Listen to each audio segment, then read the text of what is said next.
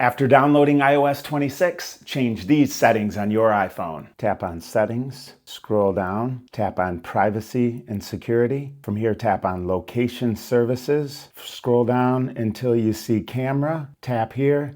You're going to want this on Never. Otherwise, every time you send a photo, people will know exactly where it was taken. While you're here, I'd love it if you hit that follow button. Next, we're going to go back and tap on Settings. Scroll down. From here, tap on Camera.